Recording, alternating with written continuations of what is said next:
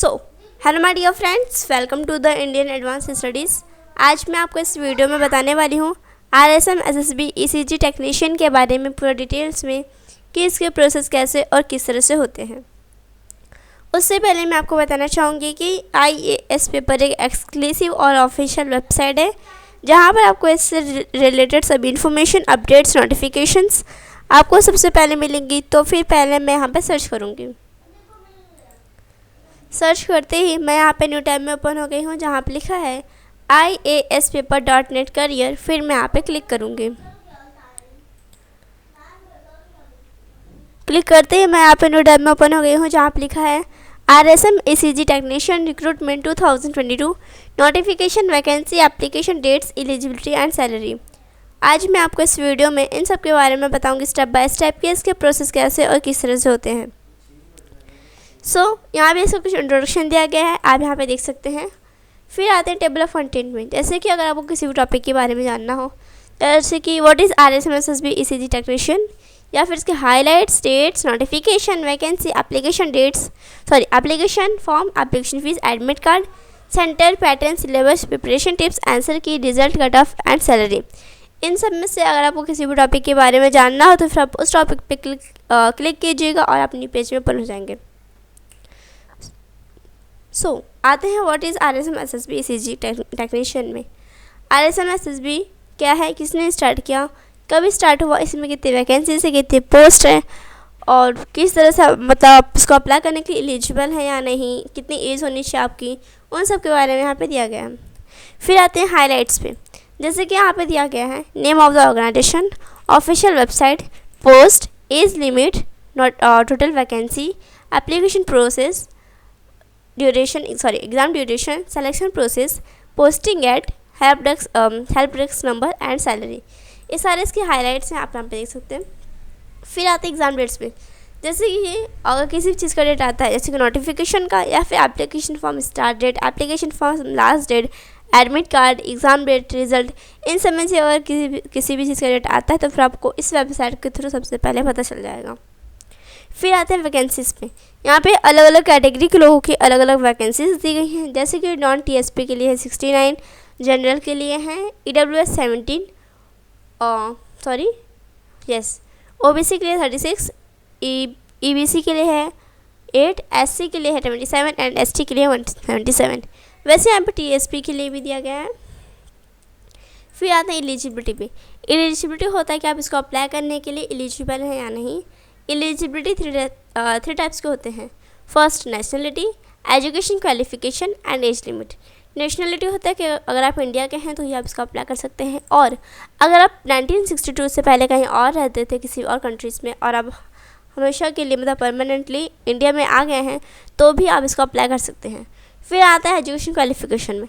Education qualification अगर आप 12th पास हैं तो भी आप इसको अप्लाई कर सकते हैं। फिर एज लिमिट, अगर आप 18 to 40 ईयर्स के अंडर में हैं तो ही आप इसको अप्लाई कर सकते हैं। अगर आप 18 से कम हैं तो भी आप अप्लाई नहीं कर सकते, और अगर आप 14 से ज़्यादा हैं तो भी आप इसको अप्लाई नहीं कर सकते। फिर आता है एप्लीकेशन फॉर्म में।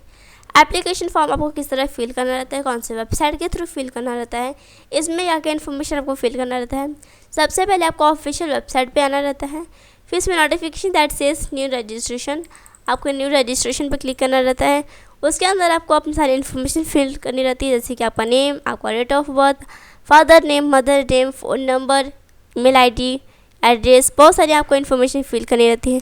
वो सारी अगर आपने इन्फॉर्मेशन फिल कर दी तो फिर आपको कुछ डॉक्यूमेंट्स भी स्टिक करने रहते हैं, कुछ डॉक्यूमेंट्स भी रिक्वायर्ड रहते हैं। अगर आपने वो सारे डॉक्यूमेंट्स भी दे दिए तो फिर आपको फ़ोटोज़ अपने स्टिक करनी रहती है, अपनी सिग्नेचर करनी रहती है। अगर आपने सारी इन्फॉर्मेशन और सब कुछ कर लिया है तो फिर आप एक बार अपना एप्लीकेशन फॉर्म रीचेक कीजिएगा। अगर आपने सब सही किया है तो फिर आप सबमिट के बटन पर क्लिक कीजिएगा और आपका एप्लीकेशन फॉर्म हो जाएगा कंप्लीट और कंफर्म हो जाएगा। फिर यहाँ पे एप्लीकेशन फ़ीस दिया गया है। एप्लीकेशन फ़ीस आप किसी भी तरह दे सकते हैं, जैसे net banking, credit card, debit card या फिर वोटर ID, वॉलेट, किसी भी तरह आप अपना एप्लीकेशन फ़ीस दे सकते हैं। और अलग अलग कैटेगरी के लोगों की अलग अलग फ़ीस होती है, जैसे कि जनरल, OBC एंड EWS के लिए 450, ONC एंड NCL के लिए 350, SC एंड ST के लिए 250 है।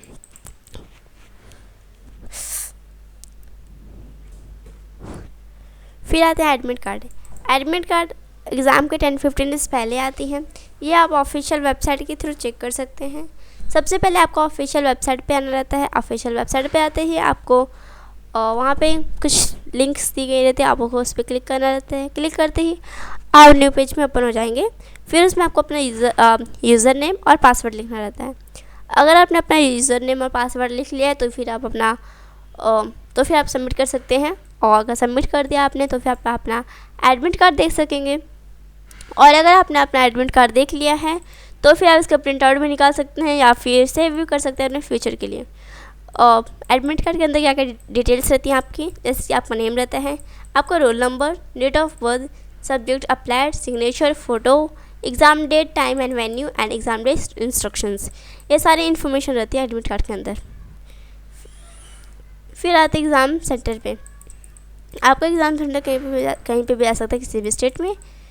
और फिर आते हैं एग्ज़ाम पैटर्न में। एग्ज़ाम पैटर्न होता है कि आपको कितने मार्क्स के क्वेश्चन आएंगे, कितने क्वेश्चन आएंगे, कितना आपको टाइम मिलेगा कंप्लीट करने के लिए।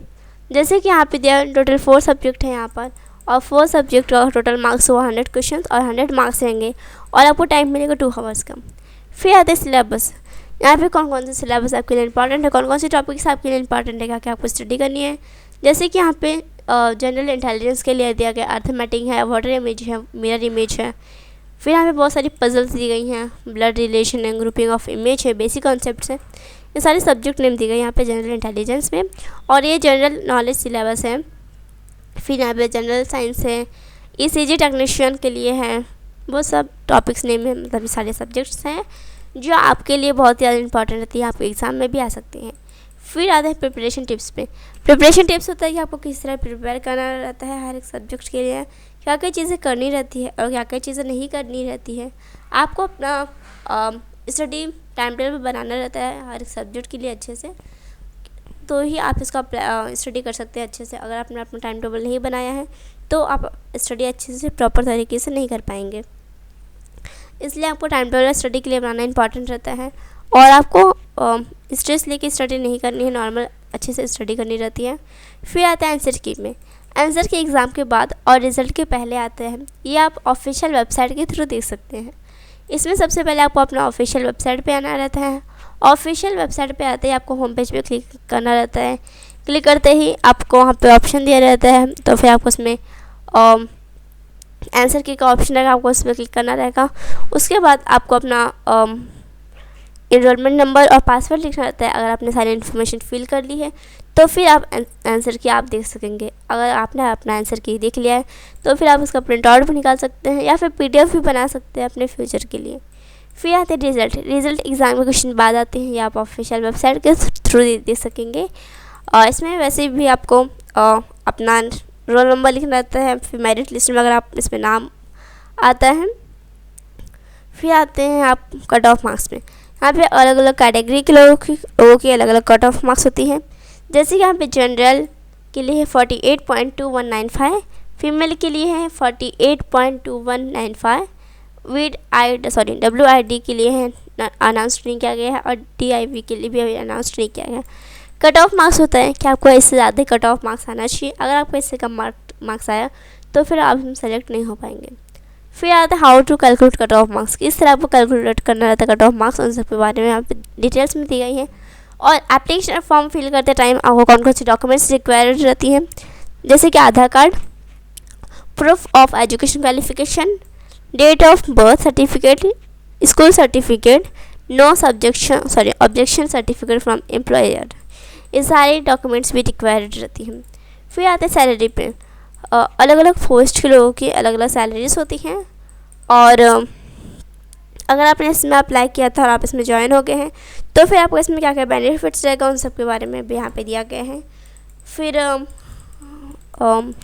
इसमें आपको क्या क्या वर्क्स रहती है, क्या क्या आपको काम करना रहता है, उन सब के बारे में भी यहाँ पे दिया गया रहता है। फिर आप पे आता है FAQ क्वेश्चंस में, जो आपके लिए बहुत ज़्यादा इंपॉर्टेंट रहती है। इसकी लिंक डिस्क्रिप्शन में दी गई है, आप वहाँ पे जाकर चेक कर सकते हैं। Thank you so much for watching my video. Thank you.